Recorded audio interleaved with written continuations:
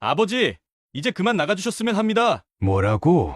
어머니 장례식도 끝났잖아요. 여기 계실 이유가 없다고요. 민서가, 이게 무슨 소리야? 아니, 왜 이해를 못하세요? 아버지도 아시잖아요. 우리 집 좁은 거, 애들도 있고. 내가 너희 애들 할아버지고, 내 아빠야. 그러니까 더 마음 아프죠? 제가 이런 말 하기가. 근데 어쩌겠어요. 현실인데. 그래도, 어미 장례식이 끝난 지 일주일도 안 됐는데, 일주일이든 한 달이든 언젠간 해야 할 얘기잖아요. 차라리 지금 하는 게 낫지 않나요? 너희 어미가 살아있었으면, 어머니가 살아계셨으면 더 힘들었겠죠. 이런 꼴 보시면 얼마나 속상하시겠어요. 그러니까 더 빨리 말씀드리는 거예요. 아버님, 저희가 요양원도 알아봤어요. 시설 좋은 데로요. 미연아, 너마저. 저희도 살기 바빠요. 애들 학원비도 빠듯한데. 죄송해요, 정말. 미안하다고? 그래, 그래. 내가 이제 쓸모없는 늙은이지. 아버지, 왜 이렇게 다 극단적으로 생각하세요? 요양원이 나쁜 곳도 아니고. 극단적이라고. 내가 널 키울 때는 이렇게 극단적이지 않았는데, 침묵이 흐르고 김창식 씨의 마른 눈가에 눈물이 고였습니다. 창밖으로 보이는 아파트 풍경이 흐릿하게 일렁이고 있습니다. 얼마 전까지 자신의 집이었던 이곳에서 이제는 낯선 사람처럼 쫓겨나야 하는 처지가 돼버린 거죠. 짐은 제가 정리해드릴게요. 오늘 중으로 나가주세요. 김창식 씨는 아내와의 마지막 대화가 떠올랐습니다. 영의감, 나 먼저 가면 어쩌나. 걱정이야. 무슨 소리야? 당신이 왜 먼저 가? 내가 있잖아. 그래도 우리 민석이가 있으니까 마음이 놓여. 그래, 우리 아들이 있지. 하늘로 떠난 아내는 몰랐습니다. 그녀가 그토록 믿었던 아들이 아버지를 이렇게 내칠 거라고 말이죠. 김창식 씨의 하루는 새벽 4시에 시작됐습니다. 평생을 일찍 일어나는 습관이 몸에 배어 은퇴한 지금도 여전했죠. 아내가 위암 진단을 받고 난 뒤로는 더 일찍 일어났습니다. 영감, 죽 싫어. 오늘은 미음 좀. 알았어. 기다려봐. 금방 끓여올게. 미안해. 이렇게 누워만 있어서. 당신한테 미안하지. 내가 돈을 더 벌었어야 하는데, 3년이란 시간, 창식 씨는 병수발을 들며 단 한 번도 힘들다는 말을 하지 않았습니다. 아내의 마지막 순간까지 곁을 지켰죠. 아버지, 제가 어머니 병원비 절반은 내고 있잖아요. 그게 얼마나 힘든 줄 아세요? 집 대출금에, 애들 학원비에. 아들 민석은 그렇게 말했습니다. 부모의 병원비를 내는 것도 큰 부담이라고요. 하지만 정작 어머니, 병간호는 창식 씨의 몫이었습니다. 이번 주말에도 못 올라가요. 애들 학원 데려다 줘야 해서. 그래, 바쁘지. 어머니는 좀 어떠세요? 많이 힘들어 하시네. 너희 엄마가 너랑 애들 보고 싶어 하시는데, 다음에 시간 내볼게요. 그 다음에라는 말이 얼마나 허망한 것인지 창식 씨는 이제야 깨달았습니다. 매일 밤 아내의 고통 어린 신음소리를 들으며 뜬 눈으로 밤을 지새웠습니다. 그때마다 아내의 손을 잡아주는 것이 그가 할 수 있는 전부였죠. 영감, 옆집 할매는 손주들이랑 공원도 가고 좋더라. 당신도 나중에 손주들이랑 많이 놀아줘. 나야 뭐. 이러고 있는데. 괜찮아질 거야. 이제 봄인데 날 좋아지면 같이 공원 가자. 허나 그 약속은 지키지 못했습니다. 손주들의 얼굴조차 제대로 보지 못했죠. 명절에 잠깐 보는 것이 전부였습니다. 할아버지네 가기 싫어요. 왜?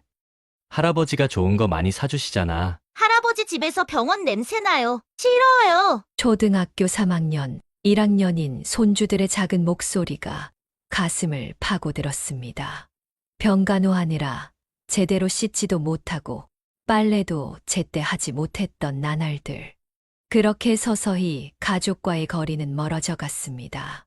아내가 남긴 통장에는 3천만 원이 있었습니다. 민석이 대학 등록금을 위해 퇴직금을 다 써버린 후 아내와 둘이서 모은 돈이었죠. 어머니 통장 비밀번호가 어떻게 되죠? 그건 왜?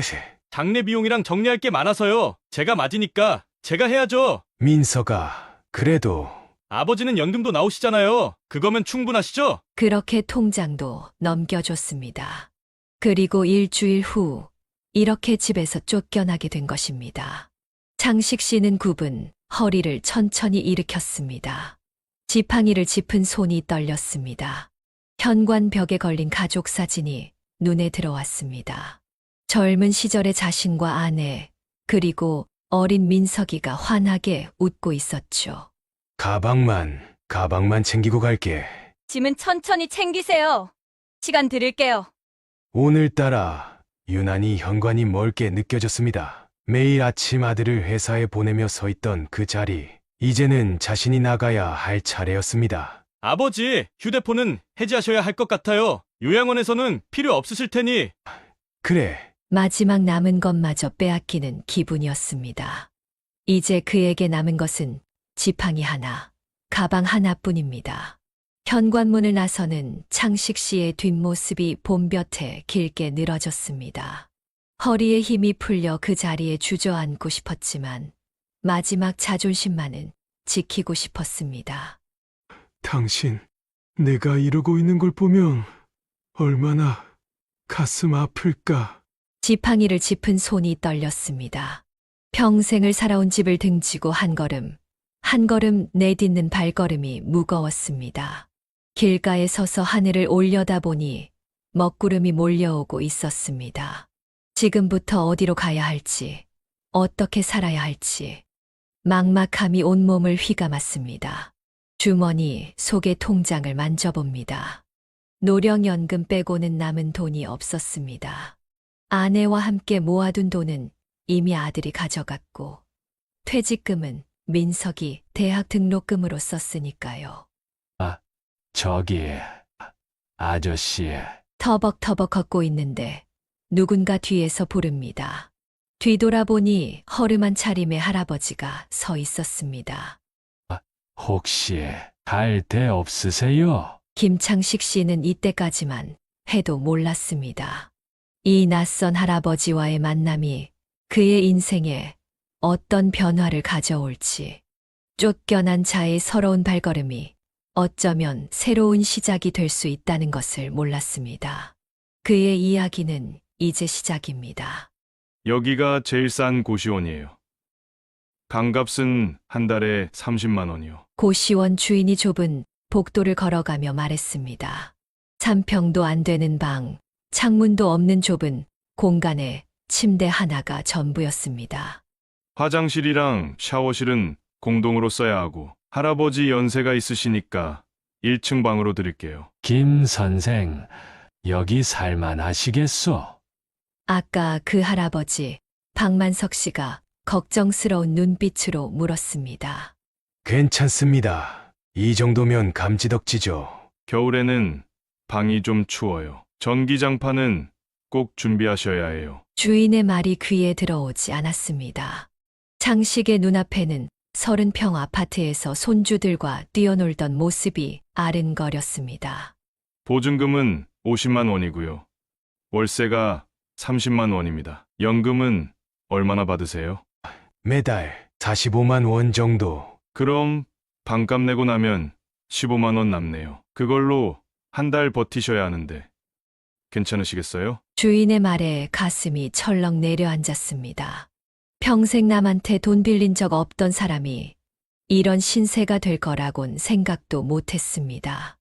여기 오래 사셨습니까? 네. 저는 옆방에서 산지 2년 됐어요. 우리처럼 자식들한테 버림받은 사람들이 이 동네에 많이 살아요. 박만석 씨는 주머니에서 뭔가를 꺼냈습니다. 3,000원짜리 식당 쿠폰이었습니다. 복지관 식당 쿠폰이에요. 하루 3끼 중에 한 끼는 해결할 수 있어요. 이걸 왜 절 주시나요? 처음엔 다들 그래요. 자존심 때문에 굶기도 하고. 근데 살다 보면 이것도 감사하더라고요. 고시원 방에 짐을 풀고 있는데 옆방에서 기침 소리가 들렸습니다. 옆방의 이 영감님은 배가 안 좋아서 밤에 기침을 많이 해요. 귀도 안 들려서 자기 기침 소리도 잘 몰라요. 처음에는 적응하기 힘들 거예요. 근데 곧 익숙해져요. 우리 같은 사람들한테는 이게 현실이니까. 짐을 다 풀고 나니 벌써 저녁이었습니다. 줄인 배를 부여잡고 창식은 창 없는 방에 누웠습니다.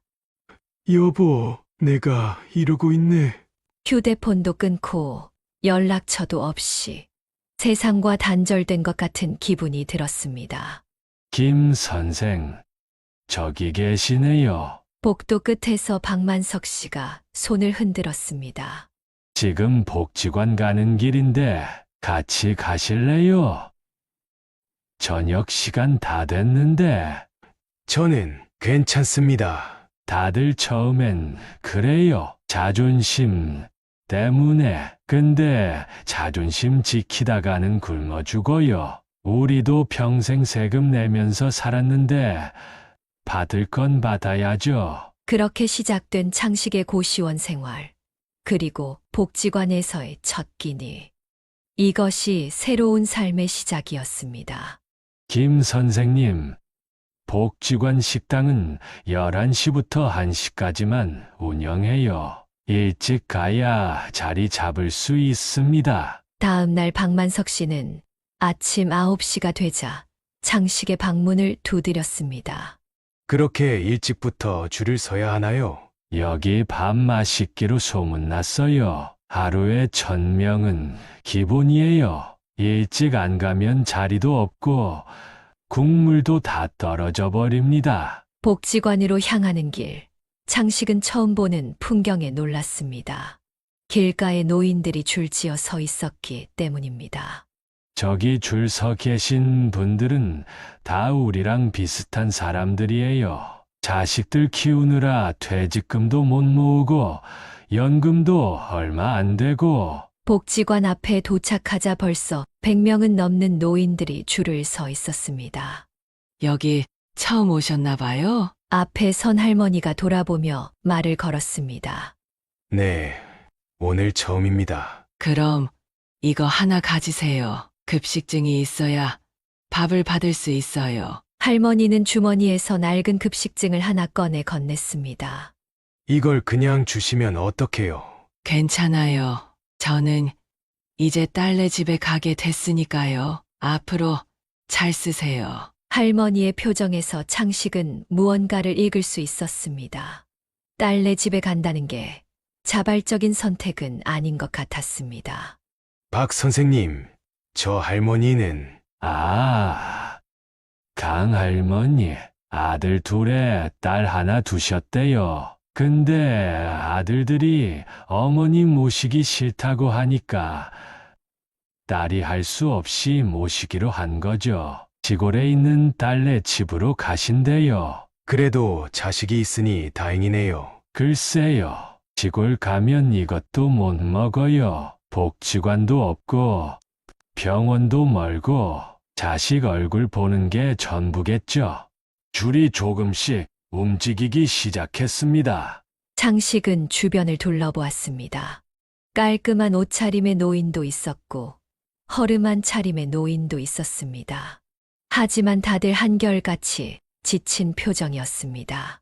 저기 계신 분은 전직 교장 선생님이에요. 자식들 공부시키느라 전세금도 다 써버리셨대요. 그 옆에는 회사 다니다 은퇴하신 분인데 IMF 때 보증 섰다가 다 날리셨고요. 식당 안으로 들어서자 따뜻한 밥 냄새가 났습니다. 오늘 메뉴는 된장국에 고등어구이, 멸치볶음, 김치였습니다. 김 선생님, 여기 자리 있어요. 박만석 씨가 빈자리를 가리켰습니다. 옆자리에 노인이 반갑게 자리를 내어주었습니다. 어서 오세요. 처음 뵙네요. 네, 오늘 처음 왔습니다. 아, 그러세요.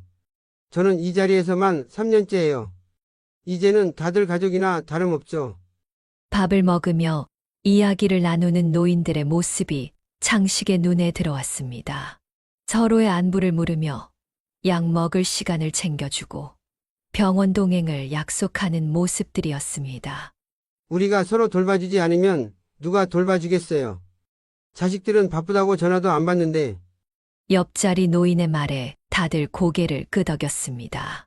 창식은 문득 자신의 휴대폰을 떠올렸습니다. 아들이 해지하라고 했던 그 휴대폰. 어제 마지막으로 보니 부재중 전화도 문자도 하나 없었습니다. 내일은 무료 치료도 한다니까 꼭 오세요. 다들 연세가 있으시니 건강 챙기셔야죠. 밥을 다 먹고 나오는데 누군가 창식의 어깨를 두드렸습니다. 아까 그 교장 선생님이었습니다. 내일 바둑 두러 오세요. 여기 노인정에서 매일 모임이 있어요. 바둑이요? 네, 다들 고수시라 배울 게 많아요. 시간도 빨리 가고 좋습니다. 사실 바둑만 두는 건 아닙니다. 교장 선생님은 창식의 팔을 잡고 노인정으로 안내했습니다. 여기서 우리끼리 품앗이도 하고 서로 도울 일이 있으면 돕고 삽니다. 노인정 안에는 10명 정도의 노인들이 모여 있었습니다. 누군가는 바둑을 두고 누군가는 신문을 보고 있었습니다. 어이, 여기 새로운 분이 오셨네. 어서 오시오. 어디 사시는지? 어제 고시원에 입주하셨답니다. 우리랑 같은 처지시죠. 노인들은 한 명씩 자신을 소개했습니다. 전직 회사원, 자영업자, 공무원. 다들 각자의 사연을 가지고 있었습니다. 저는 자식 셋을 모두 의사로 키웠습니다. 근데 요즘은 전화도 안 받아요. 바쁘다고. 저는 큰 아들이 빚을 져서 집까지 날렸어요. 그러고는 연락을 끊어버렸죠. 저는 치매 걸린 아내를 5년 동안 혼자 돌봤어요. 자식들은 구경도 안 왔죠. 창식은 이들의 이야기를 들으며 고개를 끄덕였습니다. 자신만 이런 처지가 아니었던 겁니다. 김 선생, 무슨 일 하셨어요? 저는 중소기업에서 평생 일했습니다. 아, 그러면 이런 거 잘 아시겠네요. 요즘 젊은 사람들이 부모 부양 안 하는 게 다 이유가 있어요. 우리 때는 자식 키우느라 노후 준비를 못 했잖아요. 맞아요. 퇴직금도 다 자식한테 들어갔죠. 근데 요즘 젊은 사람들은 자기들도 살기 바쁘대요. 집값도 비싸고 애들 교육비도 많이 들고. 대화는 자연스럽게 현재 노인들의 처지로 이어졌습니다. 그래도 여기 오시니까 다행이에요. 혼자 있다가 우울증 걸리신 분들 많아요.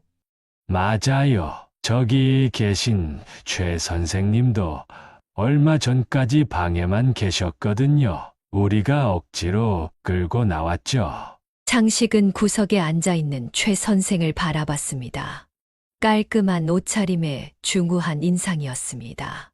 노인정에서 장기도 두고 이야기도 나누다 보니까 많이 좋아지셨어요. 요즘은 일자리도 알아보고 계시죠? 네, 경비직이 많이 나온다고 해서요. 박만석 씨가 말을 이었습니다. 우리 나이에도 할 수 있는 일이 있어요. 45만 원 연금으로는 살기 힘드니까 다들 이렇게 일자리를 찾아보는 거죠. 아파트 경비도 있고 주차 관리도 있고 몸만 괜찮으시다면 일거리는 많아요. 창식은 문득 자신의 앞으로의 삶에 대해 생각해 보았습니다. 연금으로는 고시원비도 빠듯한데 이대로는 안 되겠다는 생각이 들었습니다. 저 혹시 일자리 정보 어디서 구할 수 있나요? 내일 복지관 가면 상담해 줄 거예요. 거기서 이력서도 써주고 면접 볼 곳도 소개해 줍니다. 노인들은 하나둘 자신의 경험을 들려주었습니다. 경비직을 구하기 위해 면접 본 이야기, 처음으로 월급을 받았을 때의 기쁨, 힘들지만 보람 있는 일과들을 들려주었죠. 처음에는 다들 그래요. 자존심 상하고. 근데 일하면서 만난 사람들이 이제는 가족보다 더 가까워졌어요. 맞아요. 우리끼리라도 서로 의지하면서 살아야죠. 창식은 이들의 이야기를 들으며 조금씩 마음의 안정을 찾아갔습니다. 전 재산을 빼앗기고 집에서 쫓겨났지만 아직 희망은 있었습니다. 김창식님, 경비직 면접 보러 가실 건가요? 복지관 취업 상담실에서 만난 상담사가 물었습니다. 네, 근데 제가 할 수 있을까 싶네요. 요즘은 CCTV도 있고 시설 자동화도 잘 되어 있어서 그렇게 힘들지 않아요. 자격증도 필요 없고요. 상담사는 친절하게 이력서 쓰는 법을 알려주었습니다. 마지막 직장에서 퇴직한 지 10년. 이력서를 쓰는 것도 낯설었습니다. 아버님, 나이는 65세로 적으시는 게 좋겠어요. 거짓말을 써도 되나요? 요즘은 70대 넘으신 분들은 잘 안 뽑으려고 해서요. 보통 다들 이렇게 쓰세요. 그때 옆자리에서 한숨 소리가 들렸습니다. 왜 그러시죠? 이번이 벌써 10번째 면접인데 또 떨어졌네요. 머리가 하얗게 센 할아버지였습니다. 정장을 차려입었지만 다리는 휠체어에 의지하고 있었습니다.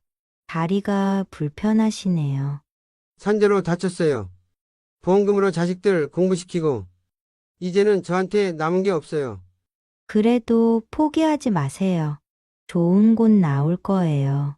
상담사의 위로가 공허하게 들렸습니다. 김창식님, 내일 오전 10시에 현대아파트 면접 보러 가시죠. 제가 추천서 써드릴게요.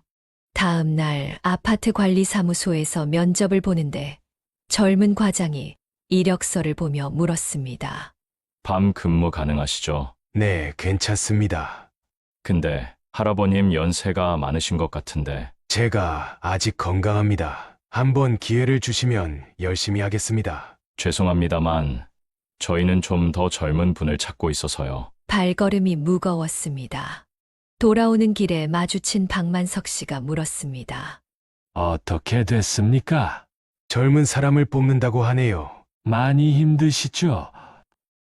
저도 처음에는 20군데도 더 떨어졌어요. 이력서만 보고 거절하니 너무 속상하네요. 제가 얼마나 성실한 사람인지도 모르면서. 오늘은 우리 집에 가서 식사나 하시죠. 제가 라면이라도 끓여드릴게요. 박만석 씨의 방은 창식의 방과 비슷했지만 훨씬 정돈되어 있었습니다. 벽에는 달력이 걸려 있고 구석에는 작은 전기밥솥도 있었습니다. 여기서 끼니를 해결하면 돈이 많이 절약돼요. 복지관 식사랑 같이 하면 한 달에 20만 원은 아낄 수 있죠. 혼자 사시면서 이렇게 꾸려나가시는 게 대단하네요. 처음엔 저도 많이 힘들었어요. 자식들 배신에 화도 나고, 그래도 이제는 담담해졌어요. 라면을 끓이며 박만석 씨가 말을 이었습니다. 내일은 제가 일하는 주차장에 한번 같이 가보시죠. 일이 그렇게 힘들지 않아요. 주차장이요? 네. 대형마트 주차장이에요. 하루 6시간만 일하면 되고 월급도 90만 원 줍니다. 그래도 될까요? 제가 소장님하고 이야기해 볼게요. 요즘 인력이 모자란다고 하셨거든요. 그렇게 다음 날 창식은 박만석 씨를 따라 대형마트로 향했습니다. 주차장은 생각보다 깨끗했고 직원들도 친절해 보였습니다. 우리 나이에는 이런 일이 딱이에요. 서서 차량 유도만 하면 되고 비가 오면 실내에서 일할 수도 있어요. 소장은 창식을 보자마자 흔쾌히 채용을 결정했습니다. 경력이나 자격증은 필요 없어요. 성실하게만 나오시면 됩니다. 내일부터 오실 수 있죠? 네, 그럼요. 네. 처음으로 희망이 보였습니다. 90만 원, 연금 45만 원과 합치면 135만 원. 고시원비 내고도 매달 100만 원이 남는다고 생각하니 너무 기뻤습니다. 이제 자리 잡으실 일만 남았네요. 축하드립니다. 박만석 씨가 환하게 웃었습니다. 창식은 문득 며칠 전 아들 집에서 쫓겨나던 날을 떠올렸습니다. 그때는 세상이 무너진 것만 같았는데 이렇게 또 웃는 날이 오는 걸 보니 살아나갈 희망이 생겼습니다. 앞으로 제가 열심히 하겠습니다. 그러셔야죠. 우리가 비록 자식들한테 버림받았지만 이렇게 서로 의지하면서 살면 되는 거예요. 김씨 아저씨, 오늘도 일찍 나오셨네요. 주차장에서 일한 지 한 달. 이제는 직원들과도 제법 친해졌습니다. 젊은 사람보다 일도 꼼꼼하시고 손님들한테도 친절하시고 우리가 큰 복 받았어요. 소장의 칭찬에 창식은 겸손하게 웃었습니다. 어서 오세요. 저쪽 예의구역에 자리 많습니다. 손님들을 안내하는 일이 즐거웠습니다. 특히 노인 손님들이 오면 더 친절하게 대했습니다. 할아버지, 이쪽은 경사가 있어서 불편하실 거예요. 저기 평지 주차장으로 모시겠습니다. 아이고, 고마워요. 요즘 젊은이들은 우리를 사람 취급도 안 하는데. 그러던 어느 날이었습니다.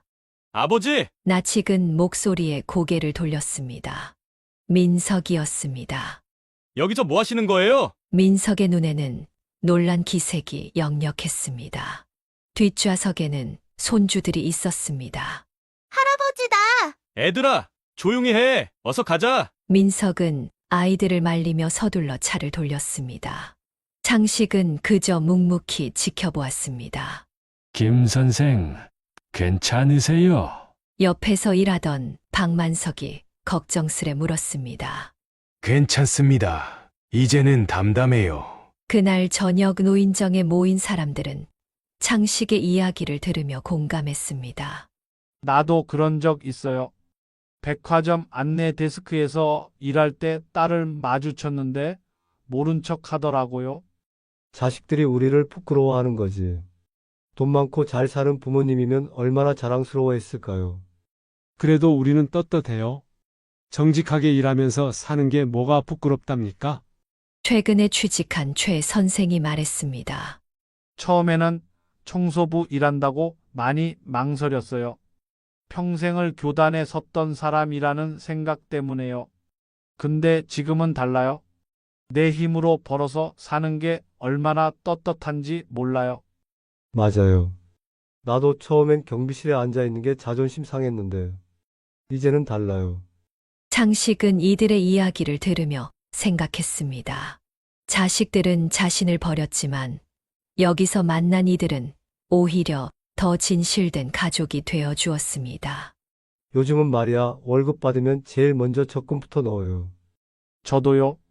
몇 달 더 모으면 조금 더 나은 고시원으로 옮길 수 있을 것 같아요. 김 선생님도 적금 들어보세요. 우리 나이에도 꿈은 있어야지. 꿈이라. 창식은 생각해 봤습니다. 자신의 꿈은 무엇일까? 저는 말이에요. 작은 원룸이라도 얻고 싶어요. 창문 있는 방에서 햇빛도 보고. 좋은 생각이에요. 우리 모두 각자의 꿈을 위해 열심히 살아봅시다. 노인정을 나서는 길. 밤하늘의 별들이 유난히 반짝였습니다. 여보, 나 이제 잘 지내. 걱정하지 말고 거기에서 푹 쉬어. 혼잣말로 중얼거리며 걸어가는 창식의 발걸음이 가벼웠습니다. 내일도 새로운 하루가 시작될 것입니다. 이봐요. 큰일 났어요. 평소처럼 출근하려는데 박만석 씨가 급하게 뛰어왔습니다. 최 선생님이 쓰러지셨대요. 어제 야간 청소하시다가 병원에 도착하자 노인정 사람들이 이미 와 있었습니다. 혈압이 많이 높으시대요. 의사 선생님이 일은 당분간 못 하실 거라고 하네요. 큰일이네요. 최 선생님 혼자 사시는데. 월세는 어떡하지요? 병실 안의 최 선생은 평소의 의젓한 모습은 온데간데 없이 초췌해 보였습니다. 미안한 애들. 이렇게 폐를 끼치고. 무슨 말씀을 그리 하세요. 우리가 가족인데, 근데 월세가 걱정이네요. 병원비도 없는데.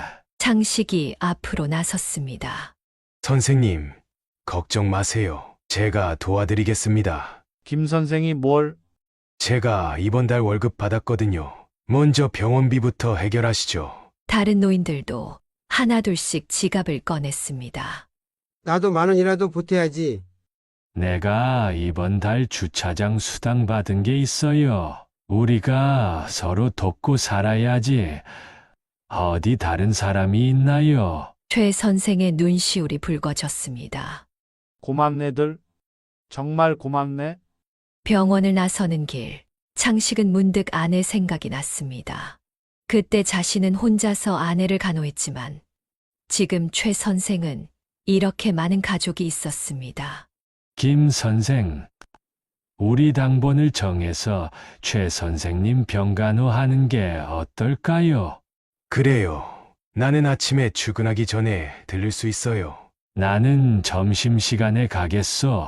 다들 자신의 시간을 쪼개 최 선생의 병간호를 자처했습니다. 제가 최 선생님 청소하시던 건물 관리수장님하고 아는 사이거든요. 제가 한번 이야기해 볼게요. 뭘 이야기하게? 우리가 돌아가면서 최 선생님 일을 대신하는 거예요. 그러면 월급이라도 계속 나올 테니. 모두가 박수를 쳤습니다. 좋은 생각이에요. 우리가 서로 돕고 살면 되는 거지. 나는 저녁에 2시간 정도 할 수 있어요. 그렇게 한 달이 지났습니다. 최 선생은 건강을 많이 회복했고 일자리도 지킬 수 있었습니다. 여러분, 정말 감사합니다. 평생 잊지 못할 거예요. 서로 돕고 사는 게 당연한 거예요. 앞으로도 우리 모두 힘을 합쳐 살아요. 그날 저녁 창식은 일기를 썼습니다. 여보, 오늘도 참 따뜻한 하루였어. 자식들은 우리를 버렸지만 이제는 새로운 가족이 생겼어. 서로 의지하고 돕는 이 사람들이 있어.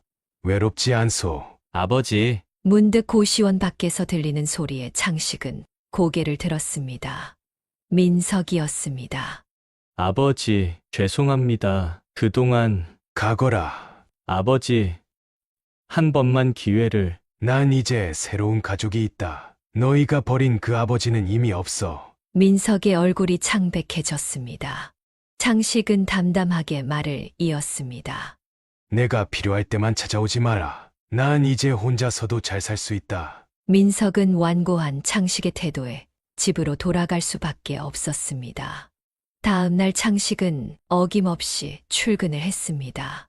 어르신, 주차장에서 일하시는 게 힘들지 않으세요? 대형 마트에서 장을 보던 젊은 주부가 창식에게 물었습니다. 아니요. 제가 할 수 있는 일을 하는 게 즐겁습니다. 근데 어르신, 자녀분들은 없으세요?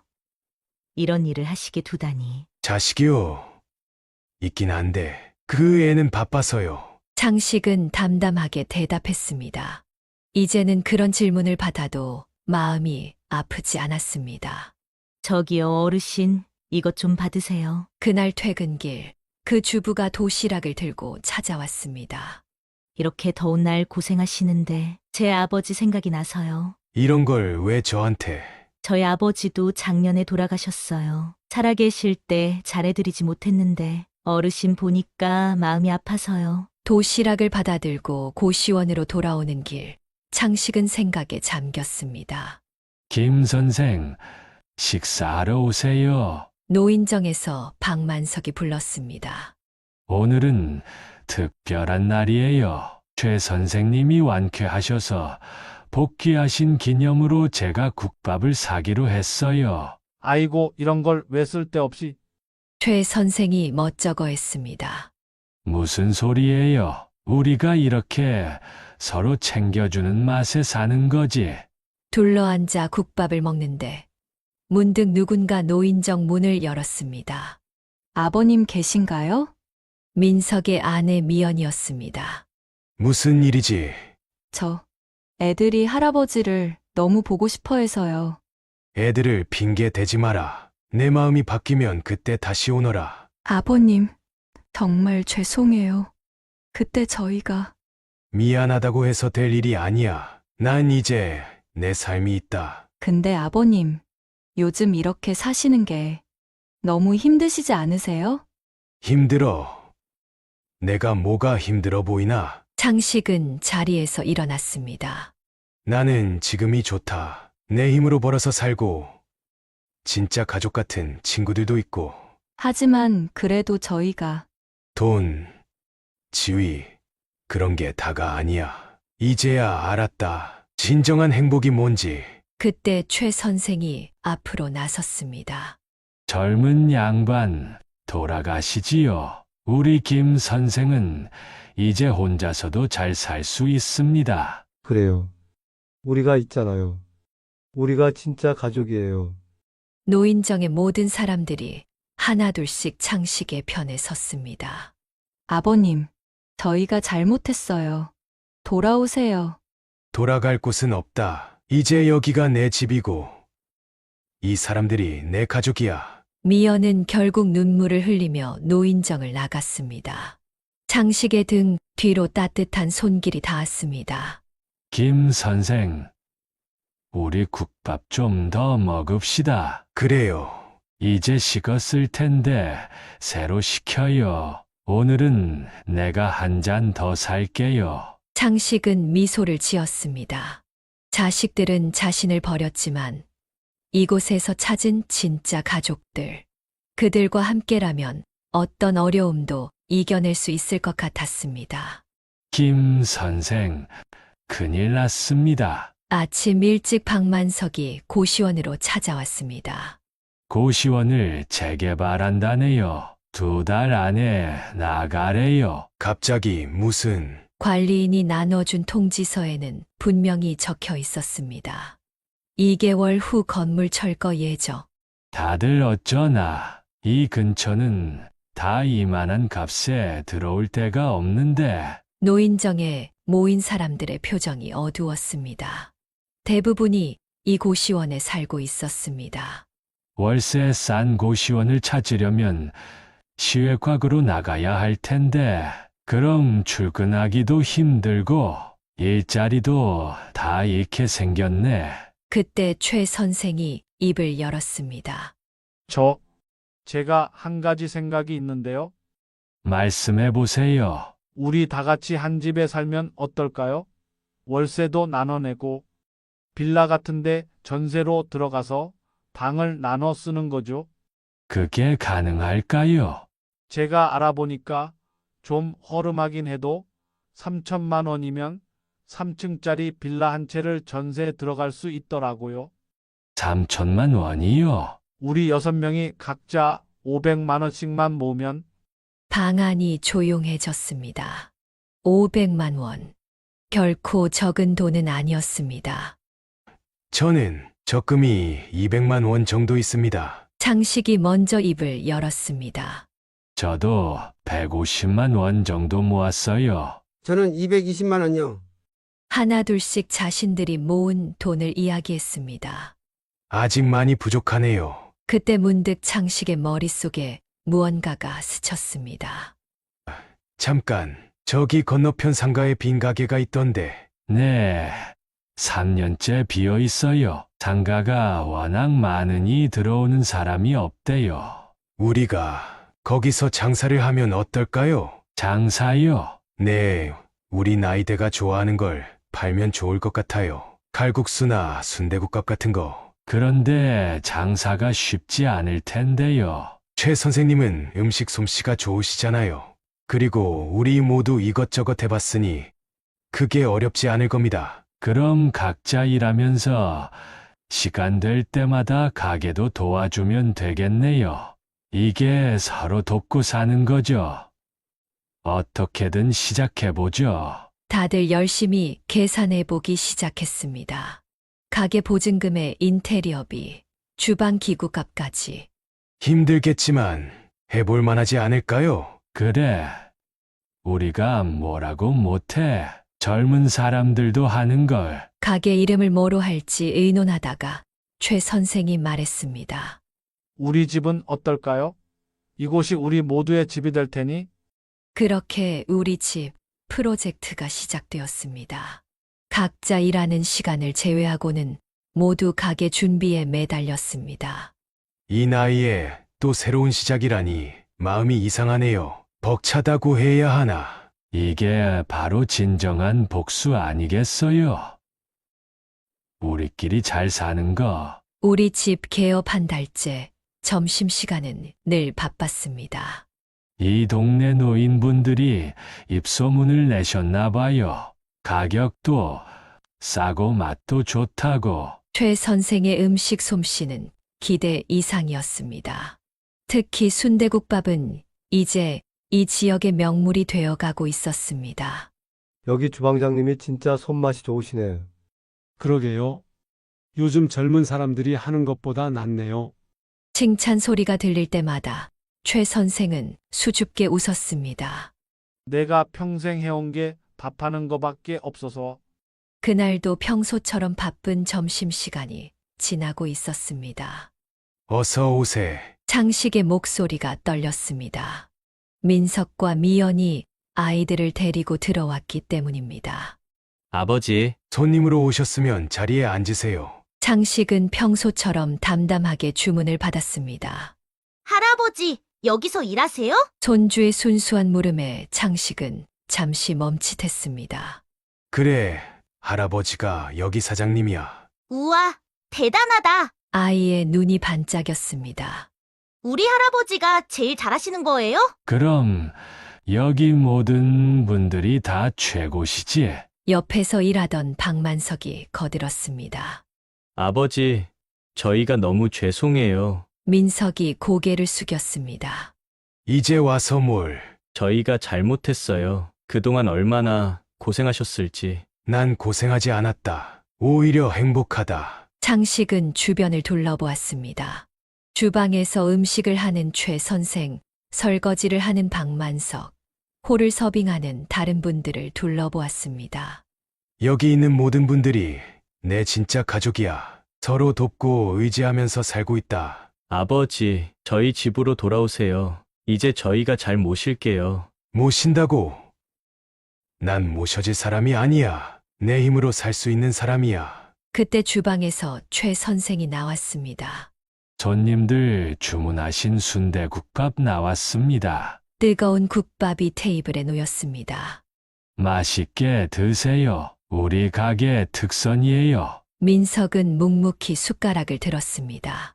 한 숟가락을 떠먹더니 그의 눈시울이 붉어졌습니다. 맛있네요. 그럼 여기 음식은 다 정성이 들어가 있으니까. 창식은 담담하게 말을 이었습니다. 난 이제 내 삶이 있다. 너희도 너희 삶이 있듯이. 아버지, 걱정하지 마라. 난 잘 살고 있으니까. 밥을 다 먹고 나가는 민석의 뒷모습을 보며 창식은 생각했습니다. 이제는 더 이상 미움도 원망도 없었습니다. 그저 담담한 마음뿐이었습니다. 김 선생, 기운 내세요. 우리가 있잖아요. 그래요. 우리가 진짜 가족이니까. 동료들이 그의 어깨를 두드렸습니다. 여기가 바로 그 유명한 우리 집인가요? 어느 날 양복을 차려입은 중년 남성이 가게를 찾았습니다. 네, 맞습니다만. 저는 구청 복지과장입니다. 실버 공동체 운영이 모범 사례라고 해서 찾아뵈었습니다. 그는 우리 집의 이야기를 듣고 싶다고 했습니다. 혹시 다른 지역 어르신들을 위한 프로그램으로 만들어 보면 어떨까 해서요. 창식은 잠시 생각에 잠겼습니다. 우리가 특별한 일을 한 건 아닙니다. 그저. 아니요. 아주 특별합니다. 버림받은 노인들이 모여서 이렇게 성공적으로 자립하신 경우는 처음 봅니다. 옆에서 듣고 있던 최 선생이 말했습니다. 사실 우리도 처음엔 막막했어요. 이 나이에 무슨 장사냐 싶었죠. 그래도 해냈잖아요. 우리끼리 의지하면서 살다 보니 이제는 진짜 가족이 됐어요. 서로 아프면 병원도 같이 가고 기쁜 일이 있으면 같이 기뻐하고. 복지과장은 계속 메모를 했습니다. 실례지만 한 달 수입은 어떻게 되시나요? 식당이랑 각자 일하는 거 합치면 한 분당 180만 원 정도. 대단하십니다. 보통 어르신들 월 소득이 50만 원도 안 되는 분들이 많은데. 그때 문득 밖에서 소란스러운 소리가 들렸습니다. 아버지! 민석이었습니다. 그의 손에는 신문이 들려 있었습니다. 아버지 이야기예요. 신문에도 났어요. 지역 신문에는 노인들의 자립 성공 사례, 우리 집이라는 제목의 기사가 실려 있었습니다. 아들이신가요? 복지과장이 물었습니다. 네, 제가 이분 아들입니다. 전에는 못난 아들이었지만 이제 와서 그런 얘기는 하지 말거라. 창식이 말을 잘랐습니다. 난 지금 행복하다. 내가 걱정할 필요 없다. 아버지, 넌 내 가족들 잘 돌보면 돼. 난 여기 내 가족이 있으니까. 복지과장은 계속 메모를 하다가 물었습니다. 선생님들, 혹시 다른 어르신들을 위해 강연을 해주실 수 있으신가요? 강연이요? 네. 어떻게 이런 공동체를 만들게 되셨는지, 어떤 어려움이 있었는지. 창식은 동료들을 바라보았습니다. 모두가 고개를 끄덕였습니다. 좋습니다. 우리처럼 힘들어하는 분들에게 도움이 된다면. 그날 저녁, 가게 문을 닫고 다들 모였습니다. 자, 오늘은 특별히 제가 준비했습니다. 최 선생이 소주를 한 병 꺼냈습니다. 우리가 여기까지 온 걸 축하하면서, 아니, 우리가 앞으로 더 잘 살아갈 걸 축하합시다. 잔이 부딪히는 소리가 났습니다. 여러분, 우리 진짜 해냈습니다. 창식은 창밖을 바라보았습니다. 어둠이 내린 거리, 우리 집이라는 간판이 따뜻하게 빛나고 있었습니다. 여보, 보고 있소. 내가 이제 진짜 행복하오. 자식들 때문에 서러워할 것 없이 당당하게 살고 있소. 이것이 진정한 복수였습니다. 누군가에게 의지하지 않고 당당하게 살아가는 것. 그것이 바로 진정한 행복이었습니다. 부모는 자식의 그늘이 아닙니다. 자식은 부모의 전부가 아닙니다. 우리는 누군가의 부모이기 이전에 한 사람의 인생입니다. 김창식 님이 보여주신 것처럼 인생의 마지막 장까지 우리는 새로운 이야기를 써내려갈 수 있습니다. 자식에게 버림받았다고 해서 세상이 끝난 것은 아닙니다. 오히려 그것은 새로운 시작일 수 있습니다. 당신의 곁에는 언제나 또 다른 가족이 있을 수 있다는 걸 기억하세요. 함께 손잡고 일어서면 우리는 무엇이든 해낼 수 있습니다. 오늘도 어딘가에서 힘겹게 하루를 보내고 계신 분들이 계시다면 이 이야기가 작은 희망이 되길 바랍니다. 이런 따뜻한 이야기를 더 많은 분들과 나누고 싶으신가요? 구독과 좋아요를 눌러주시면 진솔한 이야기를 계속해서 전해드리도록 하겠습니다. 세월이 준 선물, 당신의 이야기를 전하는 세월의 지혜였습니다. 감사합니다.